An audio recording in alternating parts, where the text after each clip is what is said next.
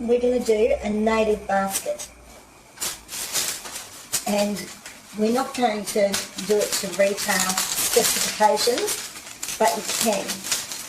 For these purposes, we're going to line it with cellophane. This is a little bit of a cheat,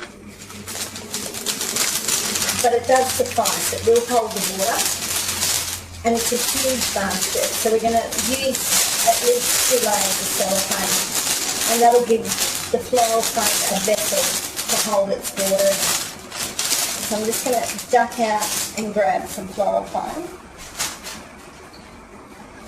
Now we're going to use a full brick right in the middle of that basket. We're going to use native flowers for this one, so wild flowers. Now, I don't think I'm up on all my names, but most of them I am. So, again, if you're a florist watching, just forgive me. This is about 2 bunches of mixed native flowers. I've noticed you can get these in supermarkets now, just all native, and farmers markets, again, are the way to go. But what we'll do is we'll separate the greenery. I normally do this if you've watched other videos, from the flowers, and the filler flowers from the greenery. Now, most of this is just greenery. We've got some tea tree, we've got some diandras, leucadendrons, the standard pink ice proteas, and there's all sorts of names for these cactus and all sorts of names, but we're just going to go with the basics, and eventually we'll go into the technical lingo and the botanical names where possible for all the flowers. Okay, so we've laid it all out, and I think because we've just bought straight from, you know, I think we've done a supermarket or a wholesale job here, we've got a Banksia there which we'll use as a feature. We've only got 1 Reaping protea, so we're going to feature that. We've got 2 of these, and we're going to mix the rest through pretty much. We're going to do an arrangement that sits through and under the handle, because these natives are quite short because they're sold as mixed bunches. We're going to lay out the greenery, and we normally do that first. Someone get the phone, and we're going to take the bottom leaves off. And I know I've explained that before, but I can't help but do it again. You can't push any of the leaves into the floral foam because it just clogs up the foam. It's no good for it. So we're just going to strip those off.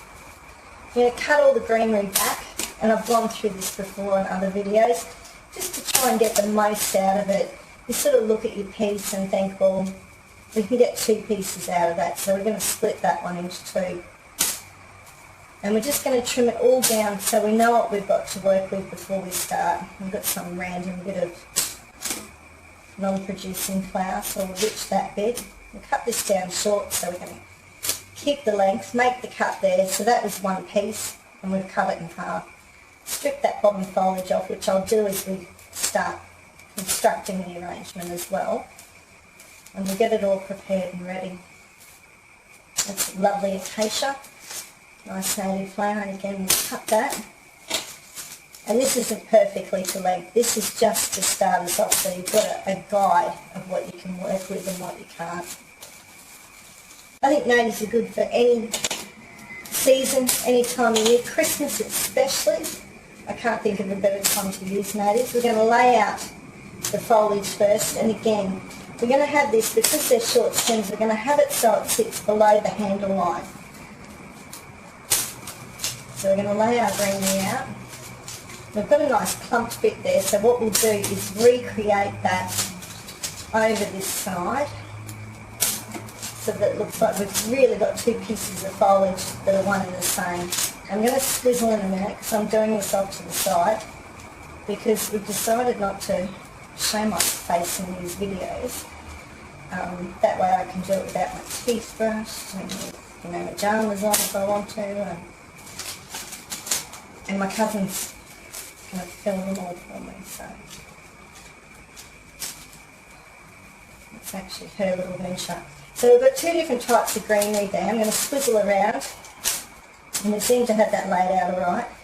We've only got 1 random piece of this lovely spinning gum, so we're going to pop that in the middle just to make a feature of it. So we're going to replicate this greenery pattern all the way to the back. And try and make this basket pretty much an all-rounded sort of thing, but there will be a back and a front to it. But we want it to look nice from both sides. Now this lovely flower and tea tree, we'll start to pull a little bit of that through, just to give a bit of line to it. We're going to have that coming all the way through there. And just sticking its head out to the side there. So now we're going to feature this lovely Banksia. With these Banksias, they've usually got a lot of leaves, so we're going to trim those back a little bit because you don't want it taking away from the flowers. And this beautiful face. We'll leave a few so it looks natural, but we'll take quite a few off. So this we're going to use as a feature. I'm going to chop that off to the side. The natives are quite hard to cut, so if you're struggling, you can always trim it back a little bit and go in it on an angle, sort of like that, as long as it's cut, because it needs that fresh cut so it drinks. Open its little pores. So we're going to put that in as a feature right in the middle. Now if you've got a big thumbprint in it, you can just smooth it out, and they will take a bit of force, these guys, which is good. Now again, we've only got one of these beautiful white reasons, so we'll strip that foliage back a fair bit, and we'll feature that the other side of the handle. Now he's nice and tough to cut, so we're going to do a bit of a cut, we're going to break him off, and then trim around that break. So that way it's got plenty of open pores there to drink from. I'm going to swizzle this. I'm going to put that in so it's just peeking out, and they're going to be our features for it. This little guy too, we'll pop him in. Beautiful buttermilk colour on it. And I think we'll make a bit of a feature out of him too. And he's just going to peek his head through. Now, we've got these nice standard prairies here. So we'll give the arrangement a bit of height with them, but again, important to recut. And they're pretty tough little guys, so just try and get as much off as you can and do it all the way. Make a few cuts. I think it's fine. Maybe it's not technically correct, but as long as they're going to drink from it. And I've found there's fairly good vase life. So because we're working around the handles with baskets, we'll do one side, and we'll try and get one up a little bit higher on the other. Okay, I'm going to swizzle this, going to give him a cut. Swizzle this basket around.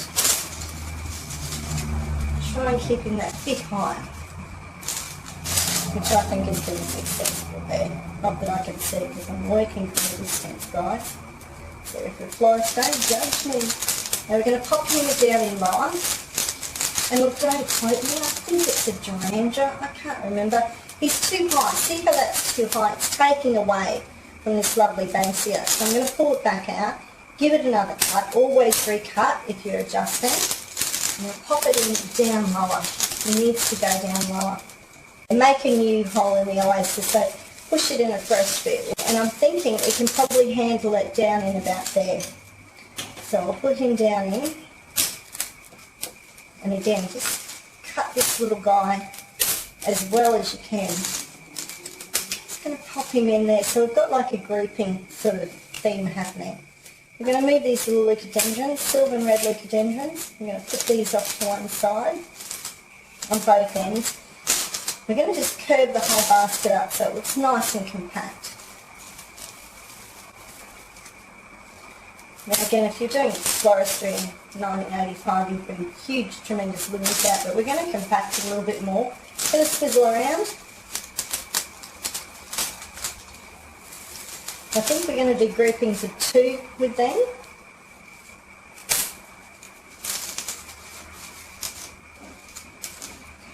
Always keeping one flower higher than the other. Never have a flower on the same level. Swizzling around.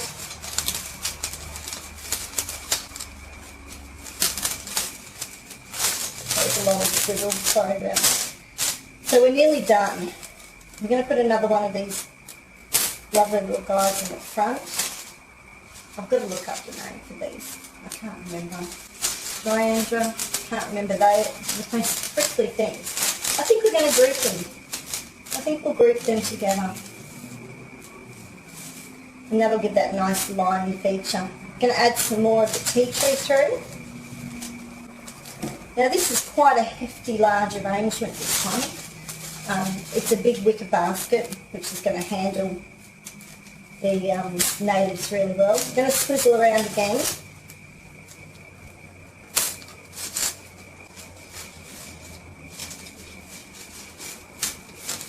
Sorry, it's a long swizzle, but I'm just going to counteract these just on this side. I'm going to add to that one again. Lift it round. Again, not on the same level. I think we're going to need a little bit more of the tea tree. And because we've got it even a bit more, we're going to use everything we have. It looks like it's a natural thing occurring out of this basket. We'll move it round. We've covered the oasis in the back.